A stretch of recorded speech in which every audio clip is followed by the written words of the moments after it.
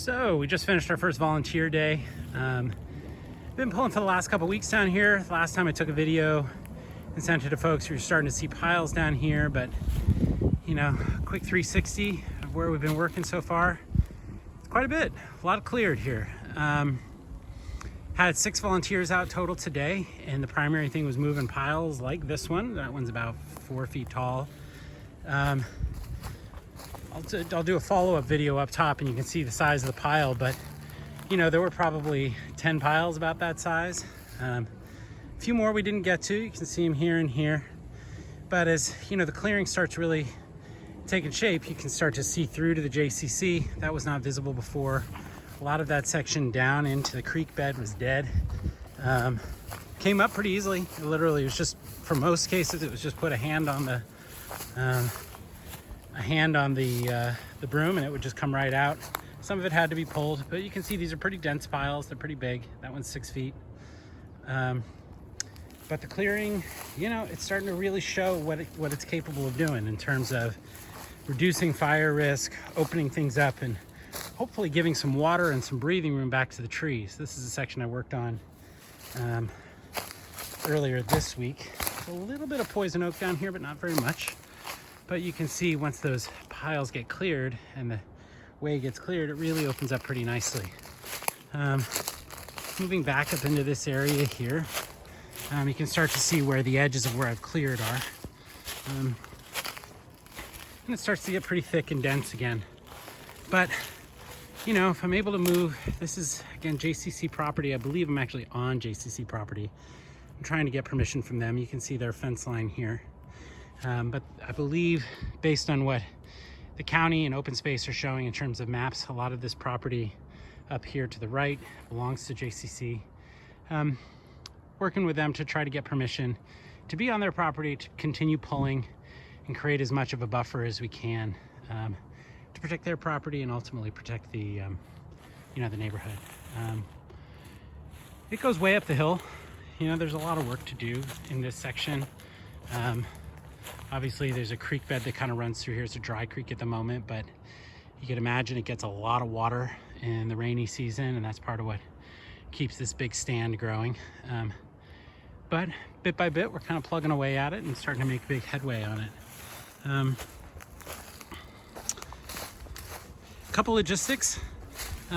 Evan, our neighbor here at the end of Garden Ave, he has been, some of this is his property that we've been pulling on, and he's been an incredible partner. He's had his landscaping crew come out, do some clearing, and more importantly, they've been bringing the chipper truck and chipping piles. You can see this is kind of the edge of where I've been working. They bring their chipper truck and they chip the piles. I'll show you a little video of the piles when we get up there in a minute, but now that the piles are moved up there, we're ready for them to come early this week. You know, there's a big chunk of work up there to do for chipping that will help us make sure that the fuel is out of here and that this becomes land that can be maintained as woodland the way it's supposed to be, rather than completely overgrown with broom. But it feels like a pretty substantive contribution to the safety of the neighborhood so far, and this first day with 6 total volunteers out and other folks in the neighborhood saying that they're interested in coming out and volunteering, I think is a really good sign. The biggest challenge that lays in front of us is continuing to have resources to chip. You know, it's not inexpensive to have a crew come out. It can be a couple $1,000s a day to be able to get it out. And even with all the free labor of volunteers pulling, you know, carrying, getting it all to staging areas where a chipper truck can come in, you know, that barrier of just having resources to help get everything chipped is not an insignificant barrier. And without it, all the volunteer work is really for naught, because the fuel is still on the land, and not really reducing fire risk. Final thing I'd say is that this greenhouse here, if you saw earlier videos, is from Evan. He has been incredibly supportive. He has been introducing me to his neighbors here in the neighborhood, and they are getting, they've been really positive. They've been really supportive. They've talked about coming out to volunteer. They've talked about how much they appreciate the, you know, the reduced risk from this work, the reduced risk of fire from this work.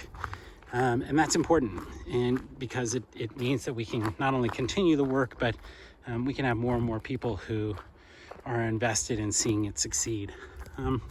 This is how far we had to carry everything. We went right up this little makeshift pathway that got us to our staging area for the chipper truck to come in.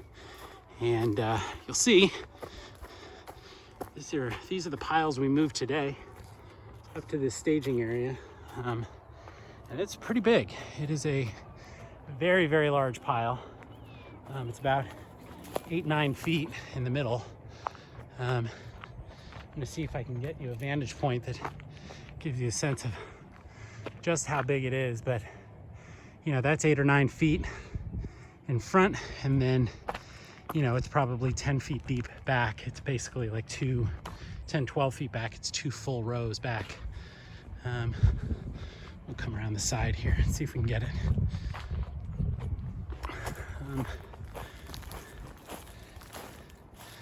I will say, for other neighborhoods that might think about this, I think one of the other quick benefits of doing this kind of work is that the neighbors come out and they see it happening, and you know, they really appreciate it, and they're starting to build relationships with me, with other neighbors.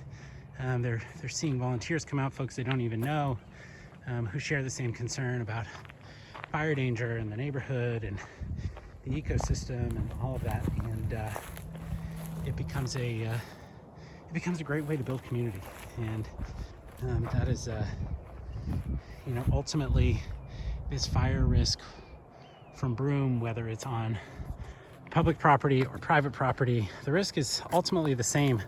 It's a shared risk that is, it's a real risk for the whole community, not just the most adjacent landowners. And as a result, people coming together as a community to say, you know, we recognize the shared risk, and we're going to collaboratively take on efforts to reduce that risk for everybody, I think is really realistically, it's the only way it's gonna get done. So we're gonna keep working on it, and thanks for taking the time.